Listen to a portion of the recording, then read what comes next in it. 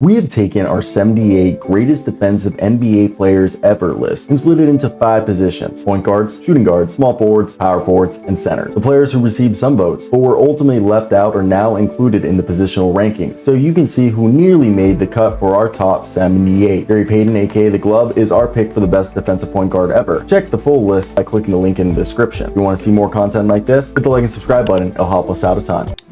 13th all-time in career triple-doubles with 43. Fat Lever could do it all on the floor: score, rebound, create, and defend. Lever may have just won second-team all-defense on his resume, but he finished top 10 in Defensive Player of the Year, voting 3 times in his career, peaking in 1988, where he finished 5th overall. Lever had the great quickness and hands, which helped him rack up nightly steals, as Lever averaged 2.2 takeaways for his career, the highest rate in NBA history. 19. Mike Conley. Mike Conley was never a super elite defender, but he was one of the best defenders at his position. For a player that was his size and athleticism, it's an even greater achievement that he did that. He was quite effective on that side of the floor for a very long time. He was able to use the lateral quickness that he got from his Olympian father to remain glued to the opposing ball handlers at the hip. Mike Conley earned second-team all-defense honors once in his career and was the point of attack defender for the grit and grind Grizzlies defense during his prime. In 2012-13, the Grizzlies defense gave up an absurd 89.3 points per game, the best mark in the league that year, with Mike Conley spearheading that defensive front alongside Tony Allen. 18. Quinn Buckner. Yes, Quinn Buckner. Some of you might not remember him. He's actually ranked 74th in steals to this day. He was best known today for being an analyst on Pacers television broadcast, but in his time as a player, Quinn Buckner was an impactful defender, earning second-team all-defense honors 4 times in his career, including 3 years in a row from 1979 to 1982. After that stretch, Buckner joined the Celtics dynasty, even playing a role in the team's championship run of 1983 to 84 with that feisty backcourt defense he was able to. 17. Chauncey Billups. Now everybody remembers Chauncey Billups now as the Portland Trail Blazers head coach, who had a very long, illustrious career. However, did you know he was at first considered a bust and then remade himself as this defensive guy who helped Pistons win a championship? A 2-time second-team all-defender, Chauncey Billups was the point of attack stopper for some of the all-time Pistons defenses, with the point guard playing an important role in slowing down backcourt attackers for those elite Detroit defenses in the early 2000s. Chauncey Billups used his strength and lateral quickness on the perimeter very well to be an effective defender. In the 2003-2004 season, the year that the Pistons won the most recent championship, Billups was part of the Detroit defense that gave up a very stingy 93.9 points per 100 possessions.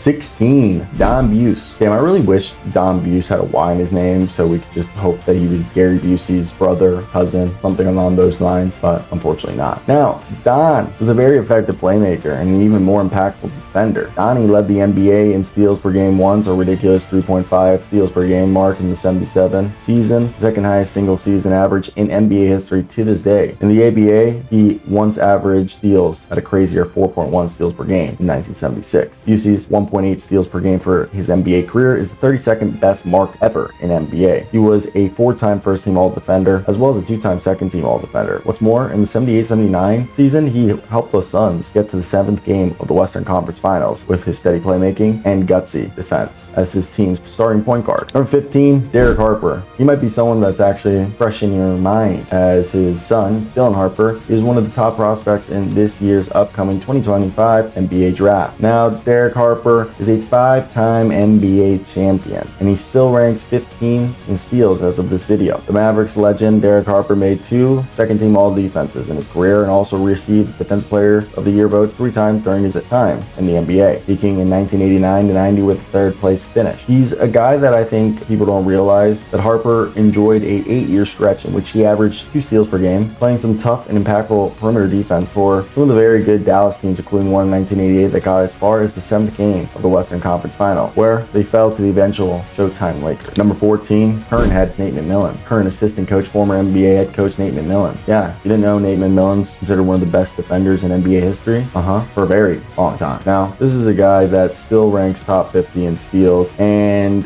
he was someone that was a pest in the perimeter. Nate McMillan led the league in nightly takeaways in 1993-94 with 3 steals per game. McMillan had 5 seasons in which he averaged at least 2 steals too. Better known for his long stints as head coach of the Pacers and the Hawks, McMillan was able to carve out a solid 12-year NBA career in large part because of his one-on-one and helping defending, as the 2-time second-team all-defender never averaged averaged more than 7.6 points in a season. 13, Mookie Blaylock. Earning first team all-defense honors back-to-back years in 93 and 94, Mookie Blaylock was a monster defensively, leading the league in steals twice, once in 97, then again in 98. Blaylock's 2.3 steals per game for his career is the 5th highest steals average of all time. Blaylock also averaged more steals, 2.3, than personal fouls, 1.9, in his career. A very rare feat for a defensive specialist at the point guard position. Just an example, Pat Bev, a respected guard defender from his era, averaged 1.1 steals to 2.9 fouls for his career. This was broken down in depth by SB Nation back in 2020. Quote, generally speaking, the average NBA player commits nearly 3 fouls for every steal they get. For bigs, it's usually more. For perimeter players, it's usually fewer. But even for guards, more steals than fouls is an uncommon occurrence. That's true of individual seasons where no more than a few players do so annually, but it's especially true across an entire career, which we'll get into a bit. Remember how it's exceedingly rare for anyone else to have even had a decently voluminous season with 1.2 times as many steals as fouls? Well, Blaylock maintained that rate across his entire 13-year career. It would appear a long shot at best that Blaylock's career ratio of 1.23 to 1 will ever be approached among high-volume players. In the last few decades, Iverson and Butler are the only players who barely eclipse the 1.1 to 1, and while Butler is still active, it'll take a miracle for him to catch up to Blaylock. End quote. Somewhat quietly, Blaylock was historically impactful defensively for a guard. It may have just gone somewhat unnoticed due to him spending the entirety of his prime on a good but far from great Hawks team. Number 12, Patrick Beverley. So think about how good Patrick Beverley is defensively. You gotta respect it. I also think Russell Westbrook kind of made him have a worse reputation than he deserves. Patrick Beverley's the best of a defender who thrived in one-on-one situations against fellow point guards. Pat Bev carved out a solid 12-year NBA career thanks to that hard-nosed, high-effort defending. Beverley was also an elite trash talker who would get inside the heads of opponents and disrupt opposing teams' game plans that way. Beverley made first-team all-defense in 2016 to 2017 and was a respected 3-and-D point guard during his time in the league, which may or may not be over as he recently played in Israel. Number 11, Jerry West, aka the Logo. Did you guys know Jerry West was that good in defense? He's actually probably one of the greatest defenders of all time. If you guys didn't know, I'm letting you know now. Is there any stat that he holds up? No, not really. The Logo, Jerry West, is one of the greatest players in NBA history. Though he may be remembered mostly for his smooth off-the-dribble jumper and his playmaking, West was a monster on the defensive side of the ball, earning first-team all-defense honors 4 times in his career despite the award only starting to exist when he was already 30. Playing with a non-stop effort and motor and tenacity, West was willing to put his body on the line and make plays, be it on offense or defense. The NBA didn't track steals until his final season, but that year, 73 to 74, West was already 35. The legendary guard still averaged 2.6 steals, albeit in 31 games. If we conservatively estimate that West averaged 2.4 steals over the 901 games of his career, that would put West at 2,243 career steals, firmly top 10 in league history. 10, Marcus Smart. See, Marcus Smart doesn't need to complain his way into this ranking like he did to get Defensive Player of the Year. I love Marcus Smart. But Marcus Smart breaks into the top 10 of our best guards. As he's one of just 5 guards to ever win Defensive Player of the Year's honor, Smart earned this prestigious honor in 21 to 22. There was some discourse on how deserving of a winner Smart was that year for the award, though. Voter fatigue might have hurt Rudy Gobert in the vote that season, but even so, Boston ranked first in defensive efficiency that year. Regardless, Smart is a tenacious defender who always gives it 100% intensity when he's on the floor. He's also closing in on 1,000 steals for his career. No small accomplishment. Number 9,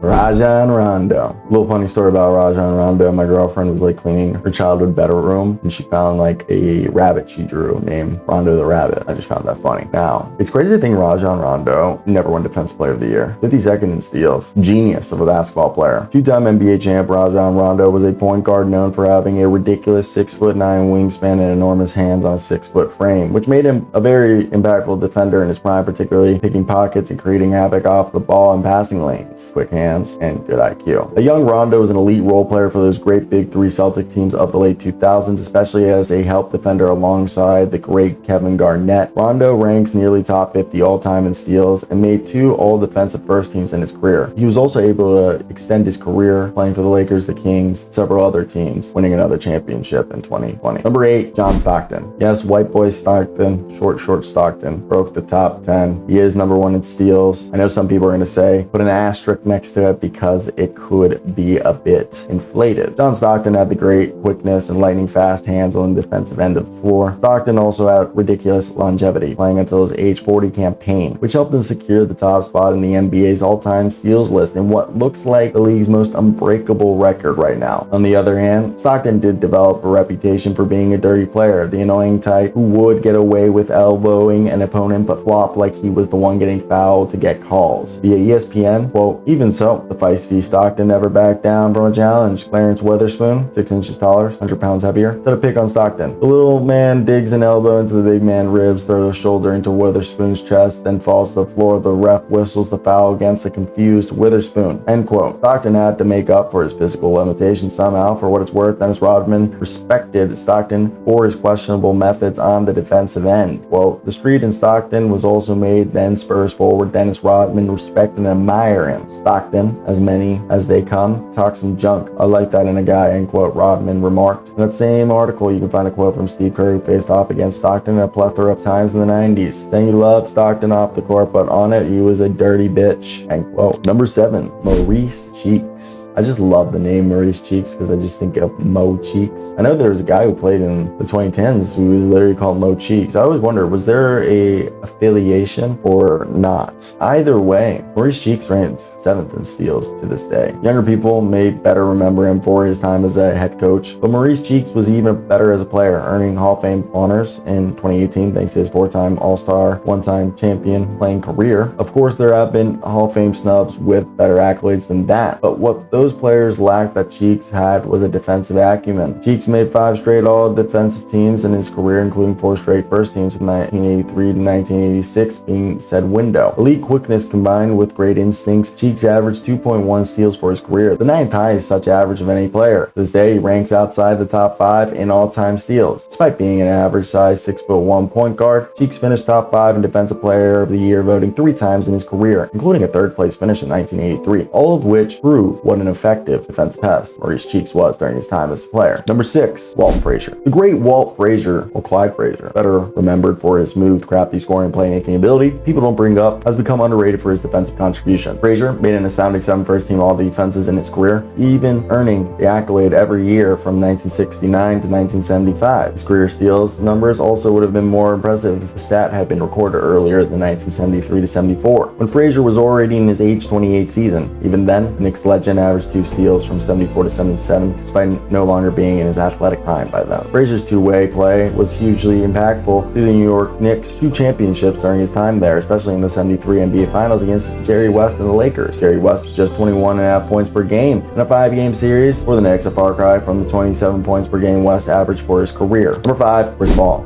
Chris Paul actually ranks 2nd in steals. That's definitely because of how long he's played. Defense may not be the first thing you think of with Chris Paul, aka point guard, aka CP3, due to his lack of size, but the future Hall of Famer used his smaller stature expertly on the defensive end, combining it with his outrageous quickness to be an absolute pest on that end of the floor. Although he never finished top 10 in final rankings, Paul received defensive player votes 8 times in his career despite being 6 feet tall on a good day. He was also a first-team all-defender 7 times, the 9th most such honors for any player ever. On top of that, Paul has enjoyed great longevity and has been able to pick up so many steals over such a long career that he ranks 3rd all-time in career takeaways. Number 4, Norm Lair. Defensive Player of the Year didn't exist as an award until 4 years after Norm retired. Additionally, steals and blocks weren't even counted until the final 6 years of his career. Even then, Norm averaged almost 2 steals a game, specifically 1.8 for his career, despite the stat not being recorded until late in his athletic prime. Norm's time in the NBA would be over by his age 31 career due to injuries sapping away his athleticism as well as a drug problem. Norm became addicted to Quaaludes, arbitrate, after taking a lot of painkillers to deal with constant pain during his playing career. Regardless, Ben Lair was a tenacious and impactful defender, earning first-team all-defense honors 3 times and overall all-defense team honors 8 times. Norm and Bruce Bowen are the retired players with the most all-defensive teams on their resumes not to be in the Hall of Fame. Number 3, Jrue Holiday. Hit that like and subscribe button if you're still watching. A 3-time first-team all-defender, Jrue Holiday is one of the best defensive players of his era, using his fantastic lateral quickness and strength to remain glued to opposing ball handlers and his long arms to poke away balls to rack up steals for his team. Had Holiday just had better size, he surely would have had taken home a Defensive Player of the Year award or 2, as his peers have always talked very highly about his impact and toughness on the defensive end. Here's how Holiday's teammate, another great backcourt defender in Derek White, discussed the former UCLA standout defending. Well, Jrue is literally everywhere. It's unreal. I don't know how he does it. I try to learn as much as I can from him, end quote. Holiday is such a well thought of defender that he parlayed his points stopping abilities into 2 Team USA selections, helping the Americans take home gold at the 2020 and 2024 Olympic Games. Number 2, Jason Kidd. At the time we wrote this video, he was tied with Chris Paul for second in steals. He's probably number 3 now in steals. So I'm just going to say number 3 because Chris Paul is about to pass him. Number 3 all time in steals, Jason Kidd was a borderline savant on the hardwood floor, and that extended to both ends of the floor. Kidd had a great ability to read passing lanes, jump dumps, and initiate consistent fast breaks going the other way. May not have been the most athletic, the tallest, but he did have great strength and solid lateral quickness, which made the one-time Gobert an effective defender. Even in 2011, his age 37 season, Kidd earned acclaim in the NBA Finals as a member of the Mavericks for the job he did helping to slow down LeBron James, refusing to give up an inch when much bigger James would try to post him up. Kidd was a 4-time first-team All-Defender. Number 1, the glove, Gary Payton. I felt like this one was obvious. One of the 2 players listed at point guard to ever win Defensive Player of the Year, Hall of Famer Gary Payton took home the award in 1995 to 96, a season that saw him lead the league in steals with 2.9.